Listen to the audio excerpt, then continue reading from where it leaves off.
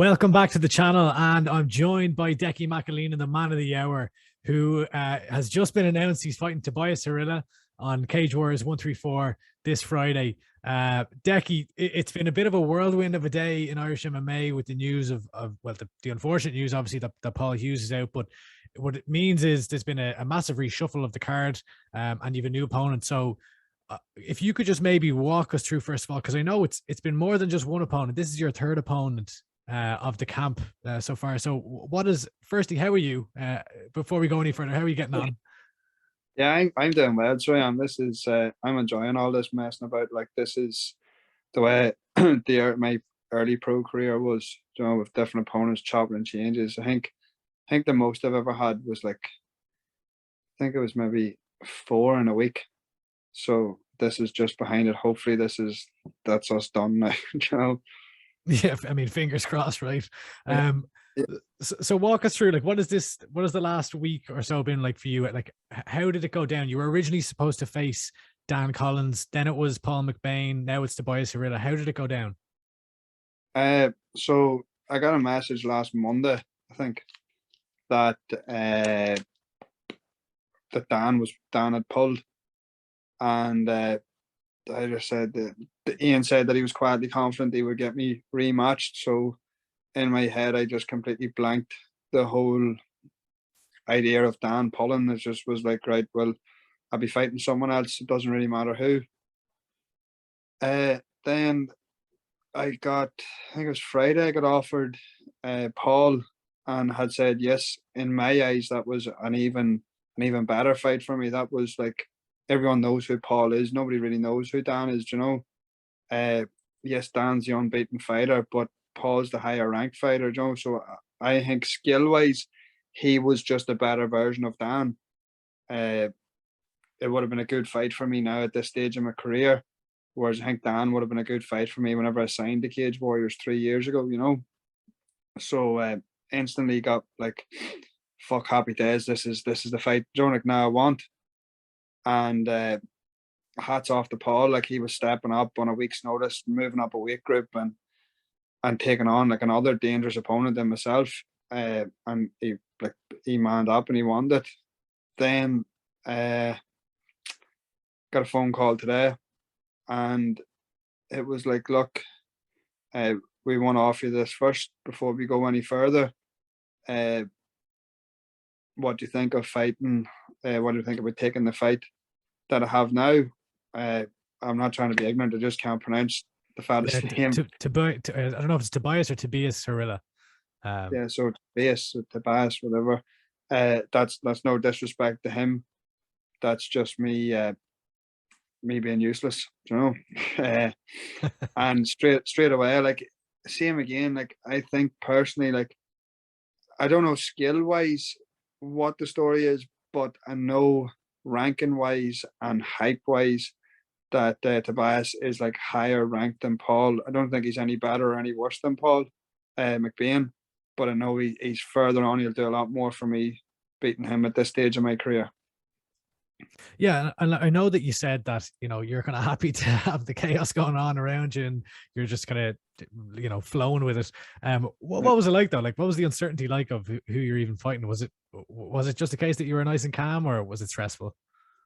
No, it's no point getting worried about these things. Like, it's it either or you aren't fighting. Like, as I said, I continued on. There was nothing changed in my mind there throughout the week that I wasn't going to be fighting on Friday.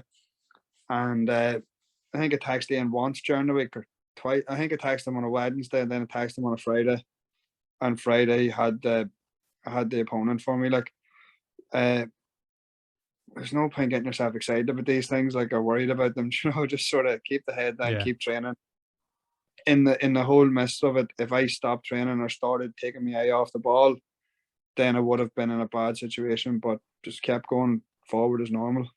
Yeah, and I mean, like, it's kind of a mad situation because it seems like the card has been just falling apart at the seams. Yet the Cage Warriors staff have kind of been working to make, to keep everything together and to put on more fights. And there's two people that stand out to me as kind of almost having benefited or the best of a bad situation here. And it's James Hendon, who now gets a shot at the title. And number two, I think, is yourself, because this, like, am I right in saying you're saying, like, you know, Tobias Harila is essentially the best opponent you could have got here from a high point of view? You know, people very high on him. He's a Swedish prospect coming in. He brought a lot of excitement in his debut, etc. And now you kind of get to almost go in and steal that hype if you beat him.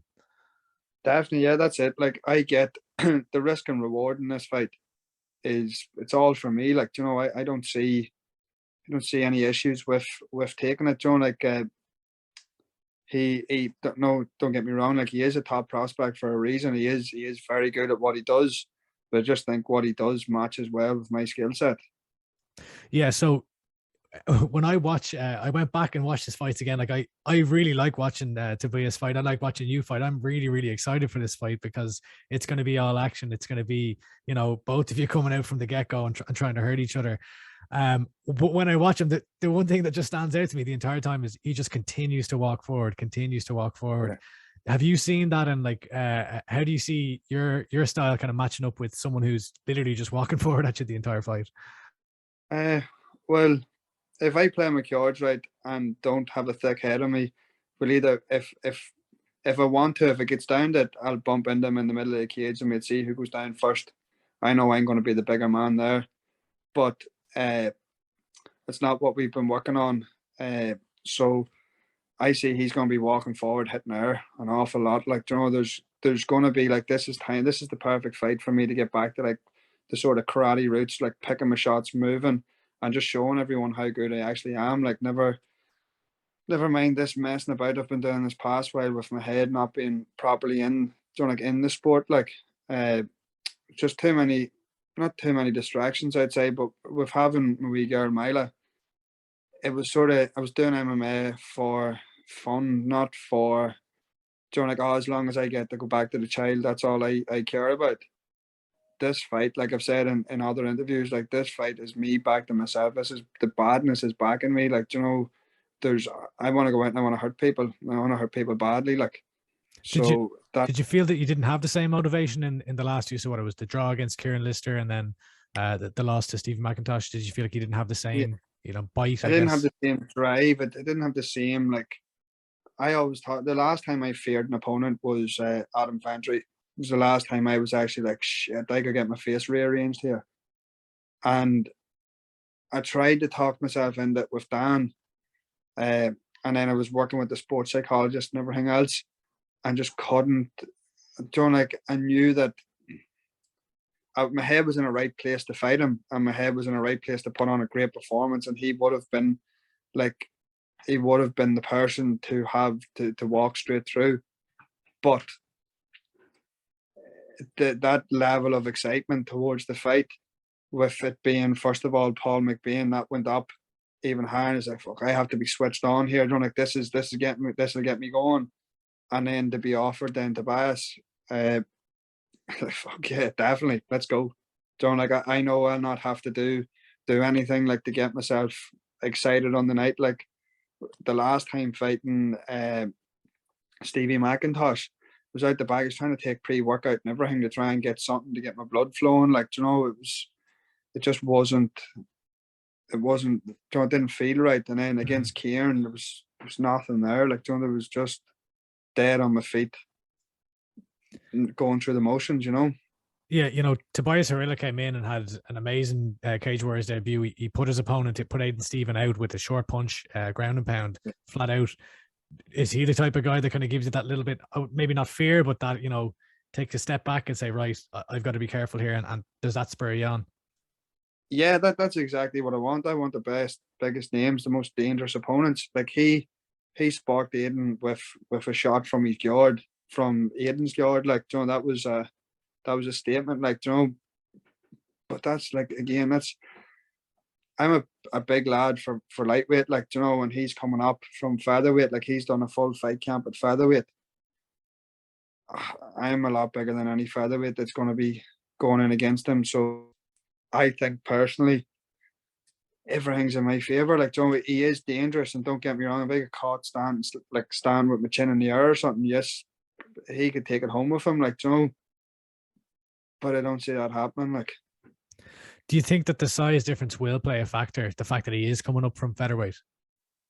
yeah, like even I can see like if he does decide to try and just walk forward the whole time, uh, I can play that style of game where I can like sort of throw my shots and move. But as well, if I have to, like, there's going to be a big weight like disadvantage for him. If I need to carry, like, let him carry my weight and wrestle him for a wee bit just to take the power out of his arms, that's easy done. Like, you know, because as I said, there will be a big weight advantage in my favor.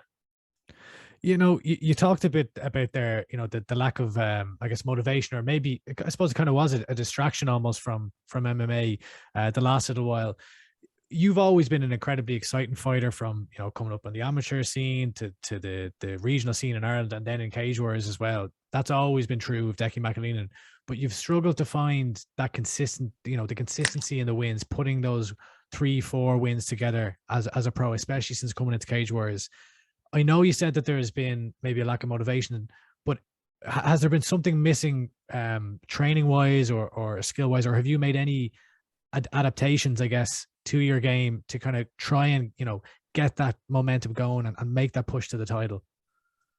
Uh, yeah, well, I did notice that last year, like with Cage Warriors, I came in, I fought, so what was this, on a 5 fight streak coming into Cage Warriors. Then same again, me being me, I was sent over a couple of fights from boys that only had maybe 3 fights, or no, we had 4 fights. He was 3-1 to Steve Amable, who was at that stage, he was about 13-2 or something, or 13-3, and that's who he was probably more, probably a wee bit I more think than that, but he had a was really good 12-5, so it's 12 17 and fights. 5, 17 fights, right? So I had picked someone with like Amable that was on a streak, that was on a winning streak, that was going to like skyrocket me through the division, and it was a couple of things leading up that just made it wasn't my night. And fair play to like Steve, on the night he executed a brilliant game plan, which sort of had me chopping and changing and thinking about what I need to do, because I was fighting at the lower level. I was able just to come in and think on the spot and beat the people. Whereas Steve had said himself, he had studied my fights, him and his team had studied the fights and studied the game plan to beat me. And I wasn't used to having that level of fighter with that level of fight IQ. Do you know what I mean? So it did hurt him and everything, but it Did, was did, just, did you feel it was almost like too much too soon? Like that, you know, fighters take steps up, and it's not a case that they're not good enough, but sometimes the experience level just isn't there to match the raw skills.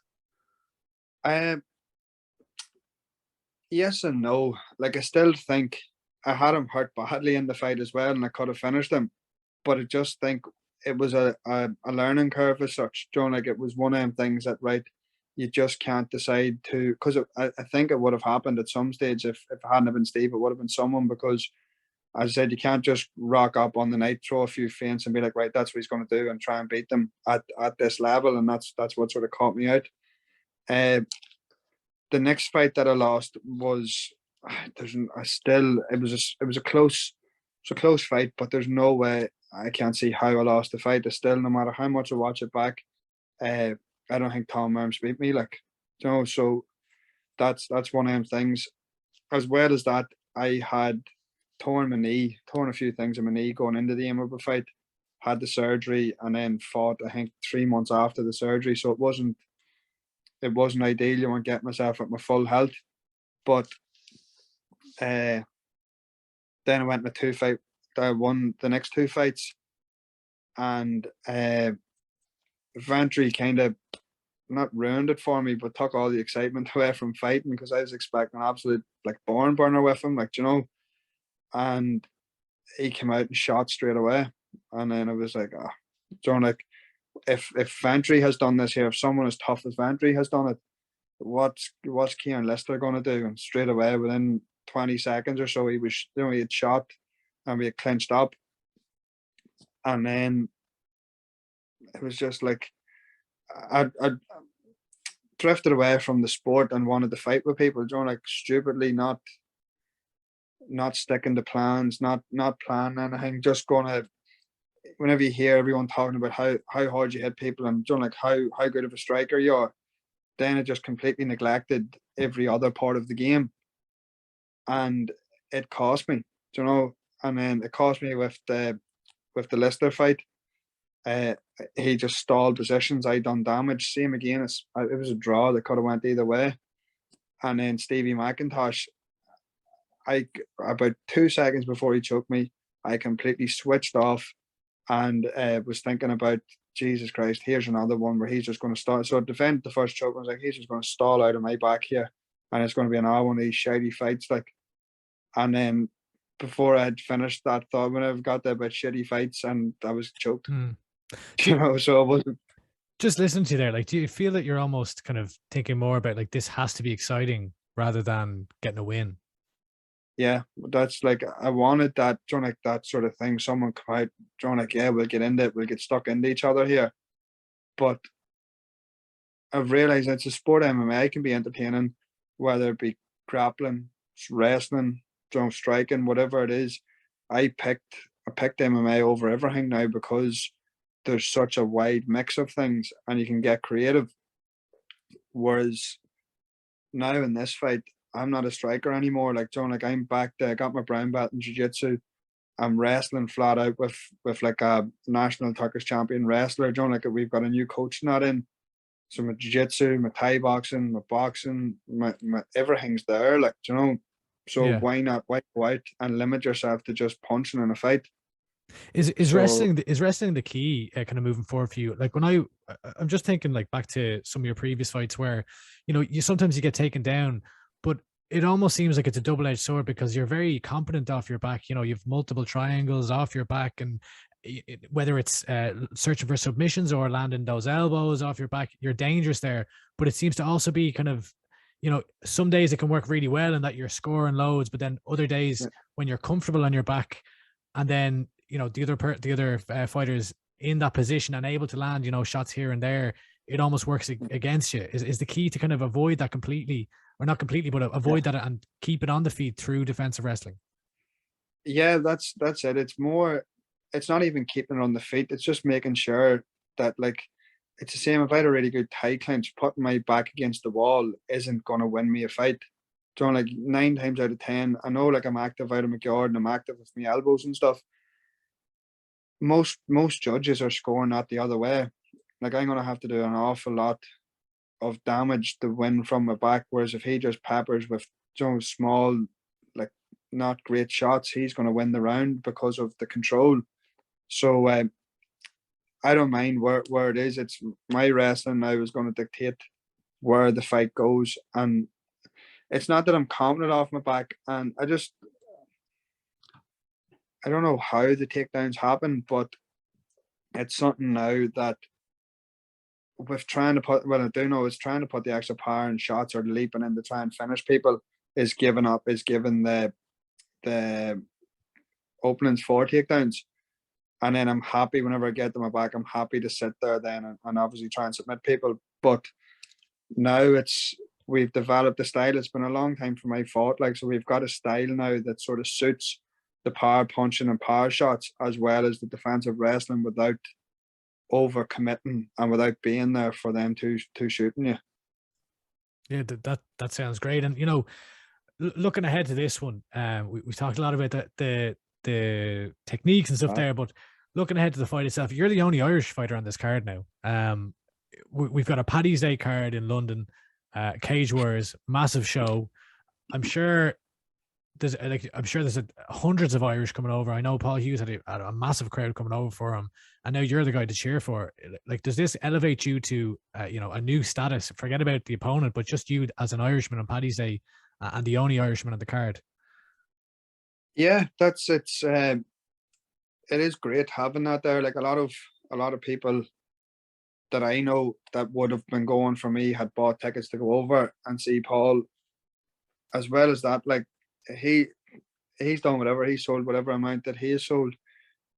There's a good amount going for me. Like, even if I was the only Irish person on the card and had always only ever been the only Irish person, you would have known there was an Irish crowd there. Like, you know, there will be a lot of noise made The Newry faithful.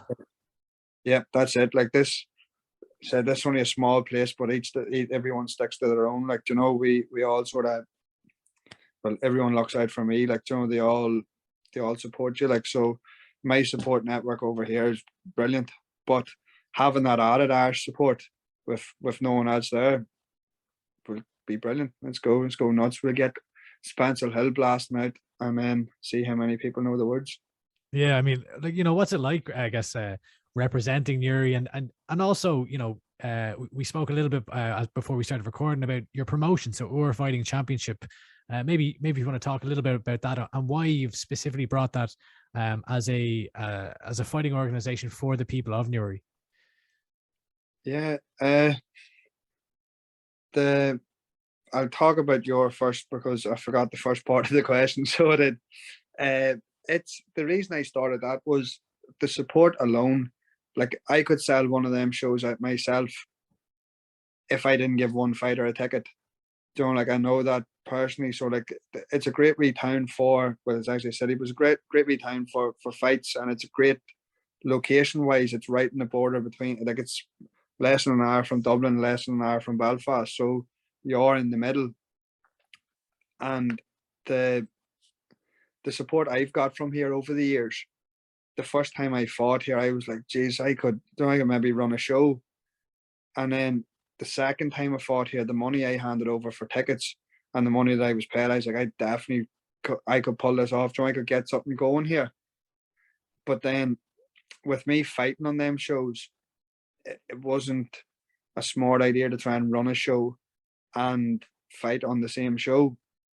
So I decided that whenever I signed the Cage Warriors, my plan was to make a promotion for Newry. It might have been stupid calling it pretty much Ur is the Irish for Newry. So it could have been stupid calling it Newry Fighting Championships and never getting to grow it any bigger than Newry. But that's all I want. I want a promotion for the local lads to fight, the town to have something to go to watch. And just like, you'll never see a mismatch fight on my show. Like, as much as like the hometown fighters are fighting hard fights that could go either way. So that was the idea behind the show. Get amateurs the experience they need. Like, I think my pro debut was a bad time match for me because I lost it, but for either one of us was going to take away from the other one. Whereas have them kind of fights as amateurs, and then everyone sort of had, whenever it comes to pro, it's only a small island. We don't need to be taken away from each other's careers. Like, we get the bigger shows, and then that's us. So will you be looking to kind of keep that as an amateur show, or would you like to? You did have a pro fight already on one of the shows. I think it was the first I've one, right? had the first show was meant to have like 3 or 4 pro fights. That was before COVID. The second show, I had Dora Toman and Nikolai Ivanovic, was it? Ivanovic, yeah. And then the last show, because it was only like pay-per-view, it was getting a bit tight. So it was actually, no, I'm lying to you. I was going to have Mochin versus in Coughlin. And then that terrible injury sort of happened, and then that sort of put a dampener on it, And then what's the vision for the promotion? Like, I know you said about having something for Newry, but do you want this to grow? Do you want to be kind of eventually putting shows on all over Ireland and growing it? Yeah, I want to grow. I want to have it, like, build a good solid base for it in Newry, as I said, but I want it to be a show that's for the fighters. It's not for anything else. It's not me to ram some free sports hall with a load of people and line my pockets. It's for fighters to get their experience, what's needed, lower level pros to get a couple of fights, and don't get on with it. Then, like, don't try and build their career and use the experiences that they had to go further in their career. Yeah, no, it sounds brilliant, and it's commendable what you're doing, I think, and the Irish scene really needs more shows. So it's great. Again, looking ahead to the fight, is this a must win for you at the moment, or what is, sorry, let's back up the truck. What is the goal? Is the goal the Cage Warriors title? Is the goal to move on to the UFC? You talked about a lack of motivation there. What's the goal right now for Decky McAleenan? Yeah, the goal is obviously to go out and put on a performance here. The right people's going to be watching this fight. You know, like especially now with it, another like plus side to fighting Tobias is more people's going to be watching it than what would have been watching the other opponents. So yes, 100%. I want to go out and put on a show and show people how good I actually am, and then we take it from there. One or two more good named opponents, and I'm in title talks, like, you know, so I can do that this year. I could have that belt around my waist by the end of the year. Like, I'm not getting any younger. I'm not old, but I'm not getting any younger. So with the right people watching on Friday night and the right fight or two coming after that, that puts me up in talks then with the likes of the UFC. And I botched it the first time, but is this a must-win fight then? Yeah, every fight is. You're only as good as your last. So 100%, this is a must-win fight. Yeah. So right, we have the fight. What's going to happen? How do you see it going? I've known about this fight for about 6 hours, so I haven't. Yeah, come on, do you not have a full breakdown here for me? Yeah, there's two ways this can happen. I can wear on him and either grind out a later submission or decision, or we can put him away early. We'll see what way he takes getting shots off the bigger fella. But he is there to be hit, and most people that I hit don't stay about for too long. Like, Decky, I really appreciate the time today. I know it was short notice. I wrangled you into doing this, so thank you very much. Best of luck this week, and best of luck with the UFC, because as I said, I really think it's a great thing that we've more shows here in Ireland, and it sounds like you're in it for all the right reasons. So hats off to you for that. But yeah, you know, a big opportunity now. The Irishman on the card, Cage Warriors 134 this Friday, 18th of March. In the Indigo in London. Catch it on UFC Fight Pass. And Decky, I'm sure, as you always do, we'll put on a show. Thanks for the time, Decky. Let's go. Thank you. Cheers.